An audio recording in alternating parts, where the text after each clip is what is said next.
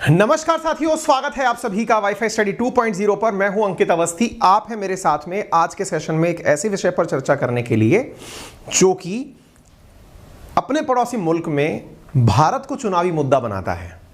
आपको यह तो मालूम होगा कि नेपाल के साथ भारत का सीमा को लेकर के वर्तमान में उठा हुआ विवाद क्या है, लेकिन उसका चुनाव में किस प्रकार से उपयोग हो रहा है आज के सेशन में हम वो जानेंगे। और इस सेशन के साथ साथ मैं आपको चुनाव के जो नेपाल का जो चुनाव सिस्टम है ना, वो भी समझाने का प्रयास करूंगा, क्योंकि अपने आप में बड़ा ही रोचक किस्म का चुनाव सिस्टम है इनका। मिक्स्ड इलेक्शन सिस्टम, जिसमें first past the post system भी शामिल है, तो प्रोपोर्शनल रिप्रेजेंटेशन सिस्टम भी शामिल है। यानी आज के सेशन में आप चुनाव के अंदर, जैसे आपको याद होगा कुछ दिनों पहले मैंने आपको ब्राजील का इलेक्शन सिस्टम समझाया था, अभी कुछ दिनों पहले मैंने इजराइल का इलेक्शन सिस्टम आपके साथ डिस्कस किया था इसी सेशन के अंदर। ऐसे ही अब मैं आज आपके सामने नेपाल का इलेक्शन सिस्टम भी डिस्कस करूंगा, कीपिंग इन माइंड कि वहां के प्रमुख मुद्दे क्या चल रहे हैं, उनको भी आपके साथ चर्चा का हिस्सा बनाएंगे। तो जैसा आप यहां पर देख रहे हैं कि नेपाल चुनाव में भारत विरोधी बयानबाजी हो रही है। नेपाल के चुनाव कब हैं? 20 नवंबर को इनके यहां पर चुनाव होने वाले हैं। जैसे अपने यहां लोकसभा के चुनाव होते हैं, ऐसे ही इनके यहां की जो संसद है, एमपी के जो इलेक्शन है, वो 20 नवंबर को होने वाले हैं। बयानबाजी में भारत विरोधी बयानबाजी का क्या तर्क है, वो आज के सेशन में हम चर्चा करेंगे पूरा डिटेल से। लेकिन हमेशा की तरह सेशन के भीतर हम आपके साथ वर्तमान में चर्चा में चल रही करंट की कुछ खबरों को भी चर्चा में लाते हैं, जिनमें क्वेश्चन ऑफ द डेज आपके साथ पूछे जाते हैं, जिसमें 2 सवाल आपकी चर्चा का विषय बनते हैं। उनमें आज का पहला सवाल आपके सामने पूछा जा रहा है, अरुणा साईराम को किस देश की सरकार द्वारा शेवेलियर पुरस्कार से सम्मानित किया गया है? आप कमेंट बॉक्स में इसका जवाब दे सकते हैं। सेशन के अंत में मैं आपके साथ में इस सवाल को डिस्कस भी करूंगा, यानी कि इन केस अगर आप आंसर नहीं जब बता पाए तो मैं लास्ट में आपको आंसर इसका बताऊंगा। इसके साथ साथ ही US News and World Report के अनुसार भारत में समग्र सर्वश्रेष्ठ देशों की रैंकिंग में कौन सा स्थान हासिल किया है, इसके बारे में भी आज आप कमेंट के अंदर आंसर दें। इन केस आप नहीं दे पाएंगे तो सेशन के अंत में मैं आपके साथ आंसर साझा करूंगा। ठीक है, चलिए शुरू करते हैं। जैसा मैंने आप सबसे कहा, इस पूरी घटना के अंदर जो किरदार आपको चर्चा का पूरे समय पार्ट नजर आएगा, उस व्यक्ति को हम पहले ही इंट्रोड्यूस करा देते हैं। यह है वो व्यक्ति जिसका नाम है केपी शर्मा ओली। केपी शर्मा ओली नेपाल जो है उसके निवर्तमान प्रधानमंत्री हैं, यानी कि पहले प्रधानमंत्री थे, अब प्रधानमंत्री के पद पर नहीं है। इसी कारण से इलेक्शन के अंदर किस प्रकार प्रधानमंत्री बन जाऊं, उसके लिए जो संभव है वो बयानबाजी चल रही है। ठीक है साहब, किस तरह की बयानबाजी चल रही है, जरा बयान आप यहां पढ़कर देखिए। लिखा गया है कि यदि मैं चुना गया तो I will bring back our territory from India. ऐसा इनके प्रधानमंत्री, जो पूर्व प्रधानमंत्री हैं, एक्स प्राइम मिनिस्टर हैं, उनका कहना है। Will bring back land including Kala पानी, यानी इंडिया के पास में जो हमारा हिस्सा है मैं उसे लेकर आऊंगा यदि प्रधानमंत्री बन गया। हालांकि आप दिमाग में यह सवाल जरूर पूछ सकते हैं कि क्या जब ये प्रधानमंत्री थे उस समय भी इंडिया के पास अगर वो हिस्सा था तब इन्होंने क्या किया? तो इनका तर्क ये है कि मुझे प्रधानमंत्री के पद से हटाया ही इसलिए गया क्योंकि मैं नेपाल की जमीन को इंडिया से मांग रहा था। इनका यह तर्क है। पूरा मसला समझाएंगे, अगर आपको पुराना मुद्दा याद नहीं है तो वो भी याद दिलवाएंगे। चुनाव के अंदर इस तरह की बातें हैं और इंटरनेशनल मुद्दे आजकल प्राथमिकता से हैं। तो आप यहां पर देख सकते हैं ये सारी की सारी चीजें जो न्यूज के अंदर दिखाई पड़ रही हैं। हर बार की तरह इन्होंने इस बात को आज से 1 साल पहले भी कहा था, will take back Kalapani Limpiyadhura Lipulekh from India through dialogue if CPN UML come back to power. यानी पहले तो ये कहा करते थे कि बातचीत के रास्ते बाहर लाएंगे, ये देखिए 2021 की खबर है, लेकिन अब इनके बोल बदल गए हैं। अब बोलते समय ये अपने तर्क में ये कहना बंद कर चुके हैं कि डायलॉग से ये काम होगा, अब तो ये लेंगे। अब वो कैसे लेंगे, अब तो वो इनके ऊपर ही है भाई, तरीके इनके हो सकते हैं, अपने हो, लेकिन डायलॉग शब्द की जो भाषा है ना वो गायब हो चुकी है। खैर एनीवे, ये वही व्यक्ति है जो भारत के खिलाफ काफी सारे बयान देने के लिए जाना जाता रहा है। जैसे आपको याद होगा वर्ष 2020 में जिस समय कोरोना चल रहा था, तो यह वो व्यक्ति था जिसने कहा कि इंडिया से जो आया हुआ कोरोना वायरस है वो ज्यादा घातक है चाइनीज कोरोना वायरस के। आपको याद होगा इस व्यक्ति का हमने पूर्ण विश्लेषण भी किया था, किस प्रकार से चाइनीज एम्बेसडर के कहने पर इसने भारत विरोधी सारा रुख अपनाया था, कहां से वो घटनाएं शुरू हुई थी, हम वहां तक आपको लेके चलेंगे। इसके साथ साथ इसने ये भी कहा था कि आपको यदि याद हो कि भगवान राम जो है ना वो असल में अयोध्या में पैदा हुए थे, लेकिन वो अयोध्या नेपाल में है। यानी भगवान राम नेपाली हैं। हम जो अयोध्या क्लेम करते हैं बोले वो सही है, लेकिन अयोध्या नेपाल वाली है और वहां पर भगवान राम पैदा हुए थे, ऐसा इस व्यक्ति ने अपने कमेंट्स में कहा है वर्ष 2020 में। यानी इसके ऊपर काफी सारा प्रेशर रहा है भारत के विरोध में बयान देने का, चाहे फिर वो कोरोना हो, चाहे वो भगवान हो, चाहे वो लैंड हो, लेकिन इसका एक सूत्रीय एजेंडा इंडिया रहा है। आप यहां पर देख सकते हैं कि इनके पार्टी लीडर्स तक ने इनके बयानों से किनारा किया था वर्ष 2020 में, जब ये लगातार भारत विरोधी बयान दे रहे थे। इनके पार्टी लीडर्स, ये जिस पार्टी से आते हैं कम्युनिस्ट पार्टी ऑफ नेपाल, उनके नेताओं ने कहा कि ये अनडिप्लोमेटिक तरीका है जिस प्रकार की बातें पीएम ओली कर रहे हैं। तो उम्मीद है इस व्यक्ति के बयानों को आपने समझा और भारत के विरोध में इसका आज भी जो स्टैंड है वो आप यहां पर देख सकते हैं कि we will bring back land including Kala Pani, Lipulekh, Limpiyadhura, we will not spare even an inch of our land. हम अपनी जमीन का 1 इंच भी नहीं छोड़ेंगे। यानी कि चुनाव के अंदर जो एकदम जी जान लगा करके बयान दिए जाते हैं उस प्रकार के बयान ये व्यक्ति दे रहा है। उम्मीद है आप लोगों को यह बात अब तक स्टैंड के साथ समझ में आ गई होगी। अब मैं थोड़ा इलेक्शन के बारे में बात कर लेता हूं, फिर मैं आपको दोनों के स्टैंड समझाऊंगा, मुद्दा क्या है वो भी समझाऊंगा, नेपाल सरकार क्या कहती है, इंडियन गवर्नमेंट क्या कहती है, हम उन विषयों पर भी चर्चा करेंगे। तो नेपाल के former prime minister KP Sharma Oli का बयान आपने देख लिया। अब यहां पर हम थोड़ा सा आपको 20 नवंबर से पहले होने वाले इलेक्शन में एक चीज सिखाने के प्रयास करते हैं, और वो क्या है, इनके पार्लियामेंट्री सिस्टम में 275 सीट जो कि हाउस ऑफ रिप्रेजेंटेटिव में है, जैसे अपने यहां लोकसभा होती है ना, ऐसे अमेरिका में हाउस ऑफ रिप्रेजेंटेटिव शब्द बोला जाता है। नेपाल में भी चूंकि 1999 से ही यहां इलेक्शन शुरू हुए हैं, तो इनके यहां पर इसे हाउस ऑफ रिप्रेजेंटेटिव जिसे कहा जा रहा है, वहां 275 सीट के लिए मतदान होगा और इनमें 138 सीटें जिसने भी जीत ली वो व्यक्ति मेजॉरिटी में कहलाएगा। इससे पहले इलेक्शन 2017 में हुए थे, इसके बाद के इलेक्शन 2027 में होंगे। 3 प्रमुख चेहरे या 3 प्रमुख चेहरों की पार्टी चुनाव में है। इनमें एक तरफ केपी शर्मा ओली दिखाई पड़ रहे हैं, एक तरफ शेर बहादुर देउबा, एक तरफ पुष्प कमल दहल प्रचंड दिखाई पड़ रहे हैं। ठीक है, शेर बहादुर देउबा जो है वो कांग्रेस पार्टी से हैं, यानी नेपाली कांग्रेस से हैं, और वर्तमान में यहाँ के पीएम बने हुए हैं। इनकी पार्टी सीपीएन यानी कि कम्युनिस्ट पार्टी ऑफ नेपाल है। यहां पर ये पुष्प कमल दहल जो है वो मॉइस्ट सेंटर नामक पार्टी से हैं। तो ये तीनों पार्टी के जो सदस्य हैं, इनमें से पहले और तीसरे व्यक्ति ने मिलकर के एक बार गठबंधन किया था, उसी के आधार पर यह व्यक्ति प्रधानमंत्री बना था। लेकिन गठबंधन टूटने से इनकी सरकार गिर गई और शेर बहादुर देउबा को सुप्रीम कोर्ट के कहने पर प्रधानमंत्री अपॉइंट कर दिया गया था। ठीक है, उम्मीद है यहां तक की बातें आपको समझ में आ गई होंगी। ये तिथिवार सारी की सारी तारीखें हैं। अब मैं आता हूं आपके सामने इलेक्टोरल सिस्टम के बारे में चर्चा करने के लिए। मुद्दा पुराना है, आप में से बहुत से लोग जानते हैं, नहीं भी जानते हैं मैं फिर से बताऊंगा, लेकिन जो नई चीज आज आप सीखने वाले हैं उस पर हम चर्चा करते हैं। ये है इलेक्टोरल सिस्टम। अगर आप मतलब नोट्स बना सकते हैं इस चीज का, शॉर्ट नोट भी बना करके कहीं भी लिख लीजिएगा। थोड़ा डिफरेंट है, इंडिया से अलग है। कहीं भी किसी देश में ऐसा आपको अगर रिसेंटली देखा हो तो आप उसको वहां पर मेंशन कर लेना, है ना। मैंने ब्राजील भी समझाया था, इजराइल भी समझाया था, अब नेपाल भी समझा रहा हूं। देखिए, यहां के हाउस ऑफ रिप्रेजेंटेटिव यानी कि लोअर हाउस जिसे हम कहते हैं, वहां पर 275 सीट्स हैं। अब यदि आप यहां पर एक पॉइंट ध्यान से देखें तो यहां पर एक शब्द मेंशन किया गया है, और वो शब्द क्या है, लिखा गया है मिक्स्ड इलेक्शन सिस्टम। अब आप थोड़ा सा इसे समझने का प्रयास करें।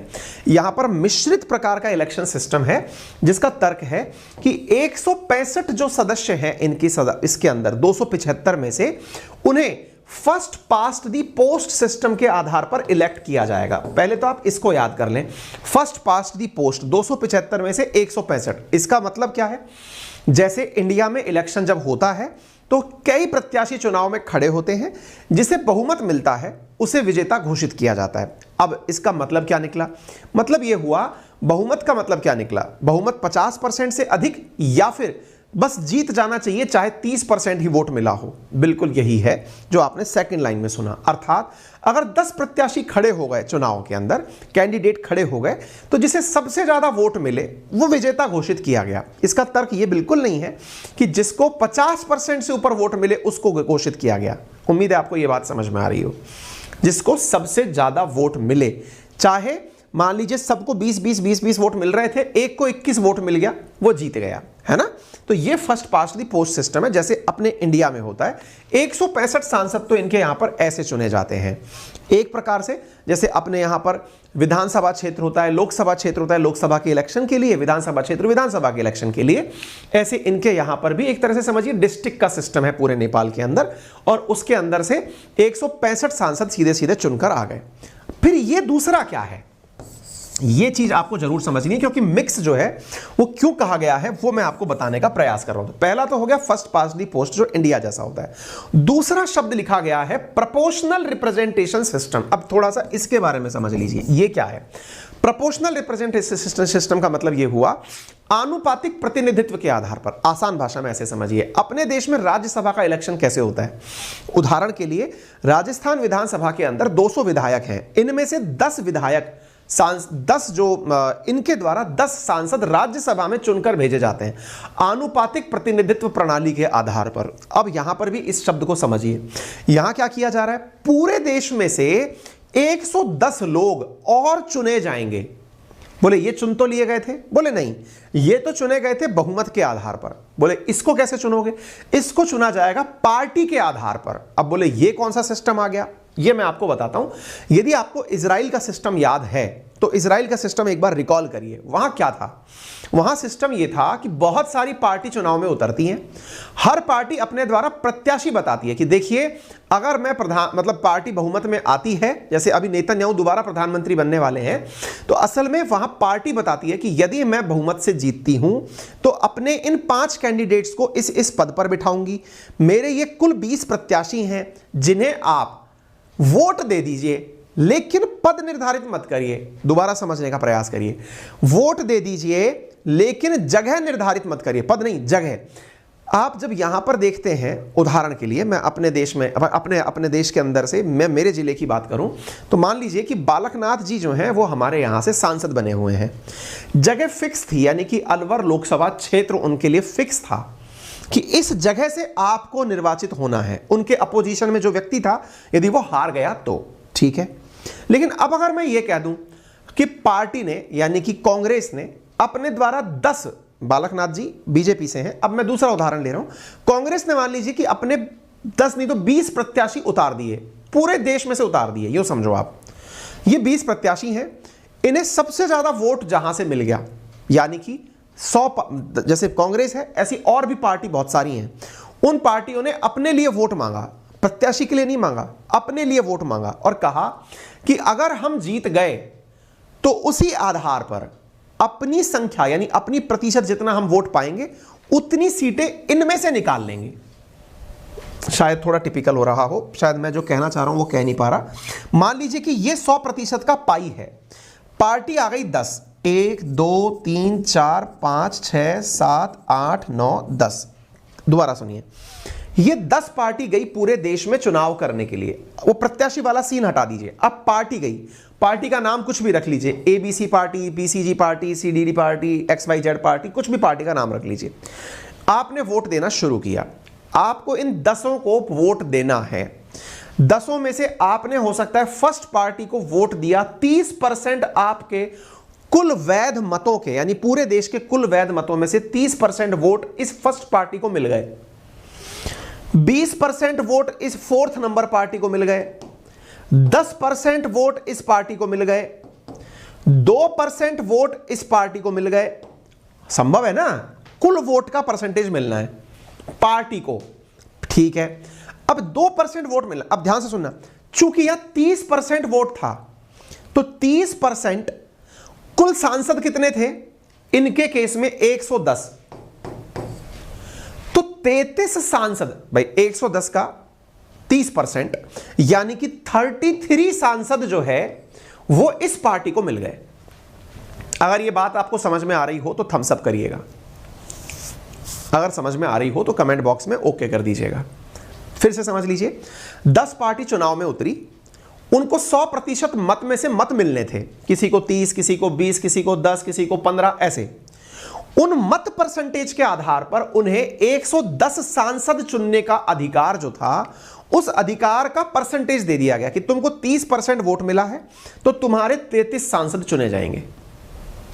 वो कौन होंगे 33 सांसद, वो फिक्स सीट के आधार पर नहीं है कि अलवर से ये होगा, बीकानेर से ये होगा, ऐसा नहीं है। तो फिर पार्टी खुद से ही बता देती है पहले कि अगर आपने मुझे मत दिया, अगर आपने मुझे जिताने का प्रयास किया, तो इस आधार पर मैं इन लोगों में से अपने आप के मतलब जो 33% 30% जो भी वोट मिलेगा उसमें से मैं लोगों को निर्वाचित कर लूंगी। जगह फिक्स नहीं होगा। उम्मीद है अब समझ में आ गया होगा। ये दोनों मिलाकर के ये लोग काम करते हैं। इतनी बात समझ में आ गई। अब आपके दिमाग में एक और तथ्य डाल देता हूं, फिर हम आगे बढ़ेंगे। तथ्य ये है, मैंने यहां 2% एक शब्द मेंशन किया है, इसके पीछे का कारण है। आपको याद है इजराइल के केस में मैंने आपको बताया था लगभग 3.35% वोट से कम अगर किसी पार्टी को वोट मिलता है तो उस पार्टी का वोट नल एंड वॉइड कर दिया जाता है। नेपाल में भी यही है। अगर किसी पार्टी को 3% से कम का वोट मिलता है तो उस पार्टी का vote bank null and void कर दिया जाता है, यानी उसे 11 दूना 22 यानी कि एक तरह से 3 सांसद चुनने का इजाजत नहीं है।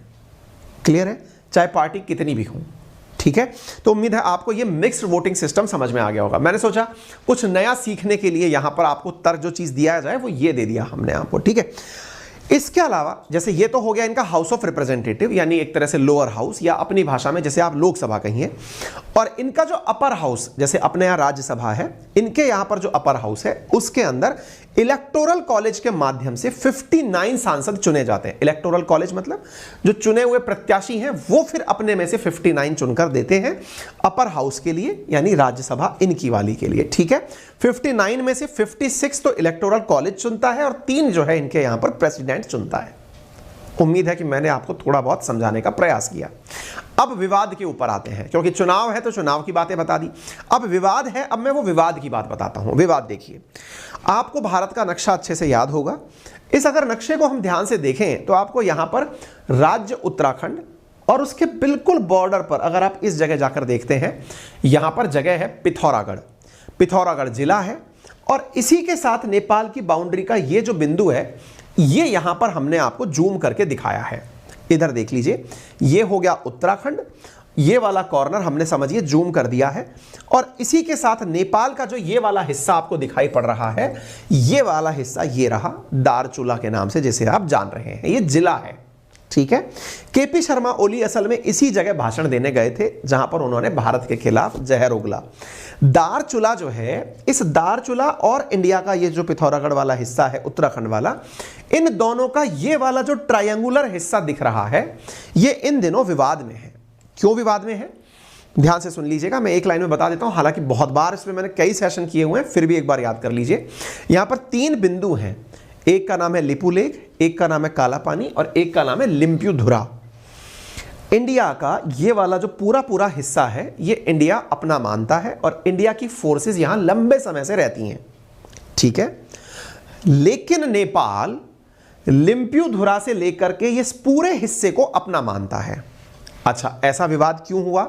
इसके पीछे का कारण समझ लीजिए। यदि आपको यहां पर एक लाइन दिखाई पड़ रही है जो हल्के ब्लू कलर की है, यह असल में काला पानी नदी के विवाद को लेकर चर्चा है। काला पानी एक चक्कर क्या है, यहां पर एक नदी बहती है और उस नदी के पानी को, या नदी का जो ओरिजिन है, उस नदी के ओरिजिन को लेकर के लड़ाई है। इंडिया इसका ओरिजिन यहां से मानता है और नेपाल इस नदी का ओरिजिन लिम्प्युधुरा से मानता है। सुगौली की संधि जो भारत और नेपाल के बीच हुई थी, उसमें उस नदी के पूर्ववर्ती जो सारा हिस्सा है, पूर्व का मतलब राइट हैंड साइड वाला जो हिस्सा है, वो पूरा नेपाल का था और उसका पश्चिम वाला हिस्सा इंडिया का था। नेपाल का कहना है चूंकि नदी निकलती यहां से है, नेपाल का कहना है कि चूंकि नदी निकलती यहां से है तो ये पूरा हिस्सा हमारा हुआ।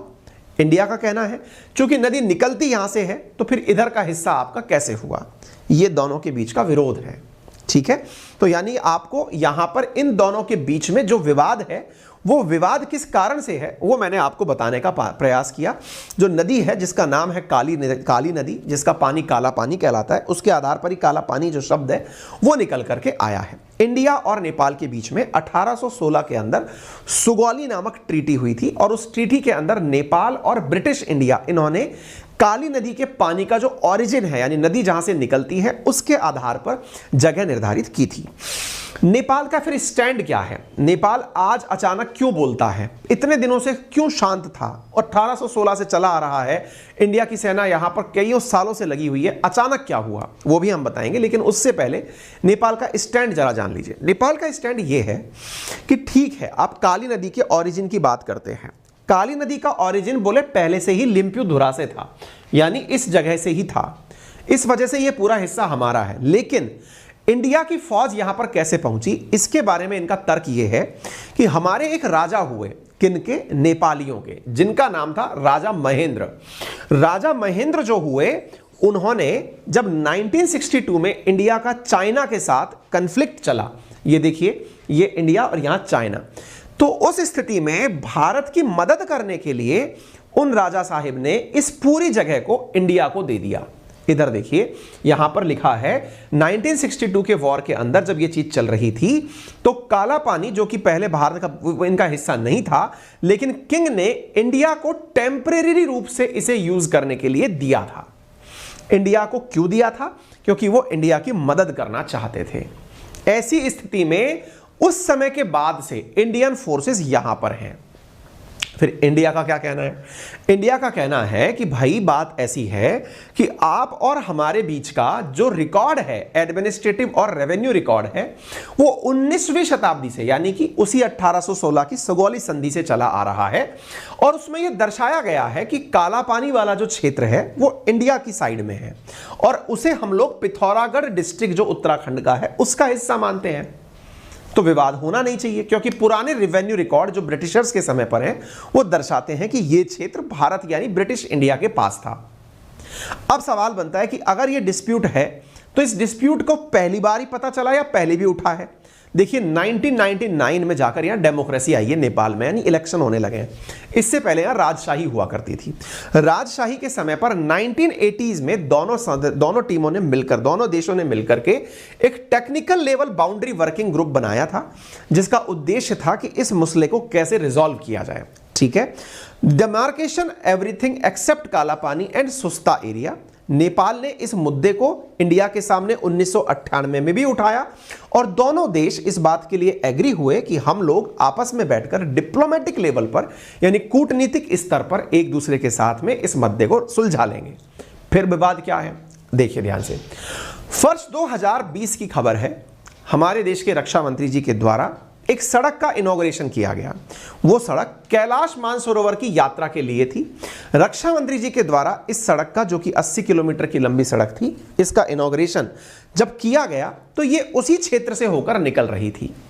उस दौरान नेपाल में केपी शर्मा ओली की सरकार थी।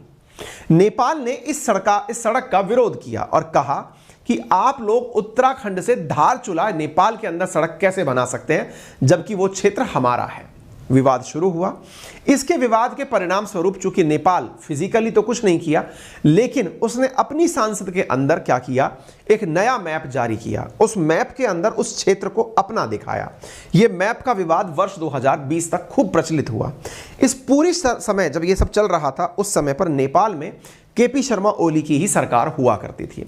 इंडिया ने नेपाल के नए मैप को रिजेक्ट कर दिया कि नहीं, हम आपके इस मैप को नहीं मानते, आप ये जबरदस्ती का काम कर रहे हैं। इसके बाद में इंडिया फेक्ड रिवर बाउंड्री ऐसा करके पीएम ओली जो इनके थे, इन्होंने भारत पर आरोप लगाए। नेपाल की पार्लियामेंट के द्वारा केपी शर्मा ओली ने इस विवादित क्षेत्र के लिए एक नया मैप पास करवाया। नेपाल ने अपनी किताबों के अंदर भी नए मैप को इंट्रोड्यूस कराया, यानी नेपाल एक प्रकार से पूरी तरह भारत के खिलाफ अपने देश में माहौल बना रहा था। और यह सारा किया धरा था चाइना का, क्योंकि चाइना की तरफ से एक एम्बेसडर जो है वो उन दिनों केपी शर्मा ओली के लगातार संपर्क में थी, जो उनसे इस प्रकार के डिसीजंस करवा रही थी, ऐसा मीडिया हाउसेस ने, इवन काठमांडू पोस्ट तक ने कोट किया था। China occupied Nepal village land deafening, ये एक और मुद्दा निकल कर आया कि चाइना के द्वारा नेपाल के गांवों पर कब्जा कर लिया गया। केपी शर्मा ओली उस समय एकदम चुप रहे, लेकिन इंडिया जिसके ऊपर लंबे समय से है उसके बारे में इतना क्यों प्रवोक करने लगे, ये कहीं ना कहीं चाइना का ही इंटरफेरेंस था। ऐसी स्थिति में बॉर्डर डिस्प्यूट जब बढ़ने लगा नेपाल और इंडिया के बीच में, अब सरकारों का परिवर्तन का दौर था। परिवर्तन हुआ। नेपाल ने भारत को चेतावनी भी दी कि आप हमारे क्षेत्र में सड़क नहीं बनाएंगे। इंडिया रुका नहीं, इंडिया ने सड़कें बना ली।